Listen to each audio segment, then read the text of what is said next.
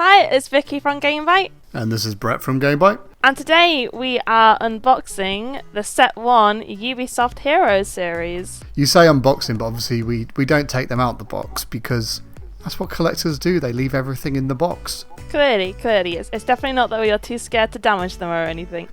Yeah, but you can still get a good look though. Yeah.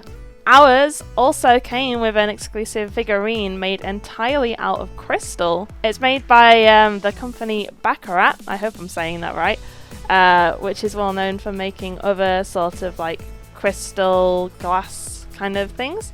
It's probably the most expensive thing I've ever held in my hands that I was terrified that I was about to drop it and one, ruin the video, but also just like cause a lot of damage to a very expensive thing.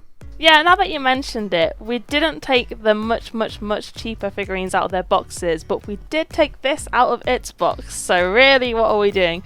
But we have to appreciate this thing in all of its beauty. Yeah, definitely. I think it's the weird thing with crystal as well, because crystal in a box you can't really see it. You need to have it hitting the light and get to see it moving around to actually really get to appreciate it. Yeah, the crystal is much more about like the figurine as a whole rather than like the individual details that the normal figurines have.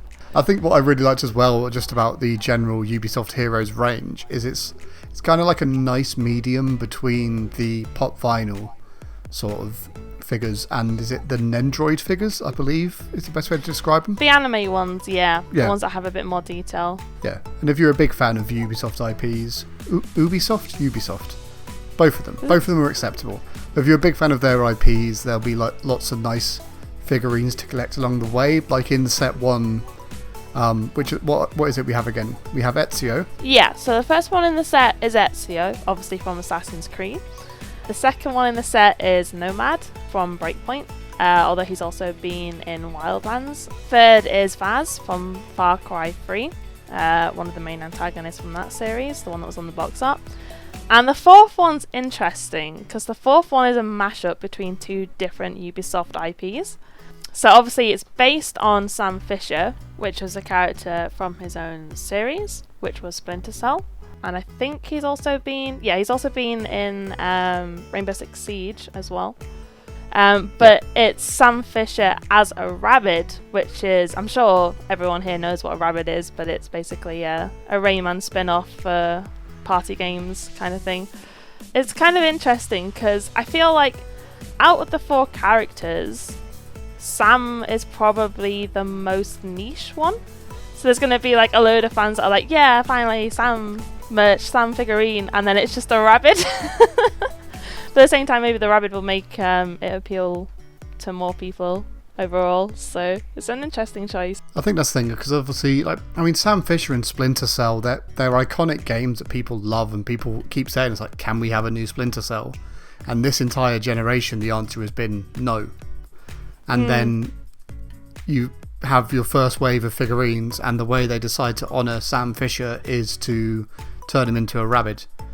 And it's this sort of weird thing. It's like, Sam Fisher's definitely more iconic than Nomad, who's obviously appeared in the Ghost Recon games, but the Ghost Recon games aren't exactly known for their character work.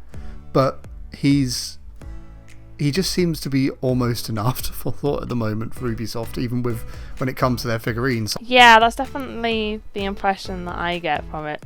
But I mean, hey, he's kind of in this set, I suppose, so that's something. I hope it means that we'll get a proper Sam Fisher at some point, because they could it's not even a case of, we can't do human-like characters, because they've done it with Vaas and they've done it with Nomad. They've just chosen a Rabbid for whatever reason. Yeah, you'll throw the Rabbid in there somewhere. Because it's only set 1 that's available as of this video going out.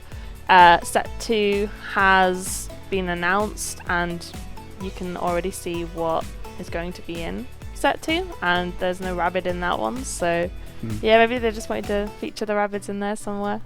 But obviously the main part from what we were sent, even though it was great to see each of the characters and get to look at the figures a bit closer, was just this crystal figurine. So do you want to tell us a bit more about that? Yeah, so this crystal figurine, you can't buy it, which is probably a good thing, because goodness knows how much it would cost. But there's 5 available to the public, and you have a chance to win it when you buy a figurine from the Set 1 collection. But yeah, obviously we got sent one, not one of the 5 that you can win, like a press one, to have a look and show off to all of you guys alongside the rest of the set. Yeah. Any final thoughts? I should play Ubisoft games more. What figurine would you like to see? I'd personally like to see Wrench from Watch Dogs 2, just because he had such an iconic design to him. I think it would work really well as a figurine, and I'd like to see how they do that. What about you, Brett? What would you like to see? I'd love to see Rayman and obviously the characters from the Rayman universe pop up. I'd also really like to see Beyond Good and Evil, but I imagine they'd wait for that until they release the new Beyond Good and Evil. And I think those are the 2 main franchises I'd like to see the figurines of. Yeah, it's an interesting range. I'm really excited to see where they go with it, and I'd love to hear obviously from you guys who are watching the video what you would like to see Ubisoft do with the Heroes range, what characters you'd like to see pop up, and maybe we'll actually see a Sam Fisher that isn't a Rabbids. I've been Brett from GameByte. And I've been Vicky from GameByte.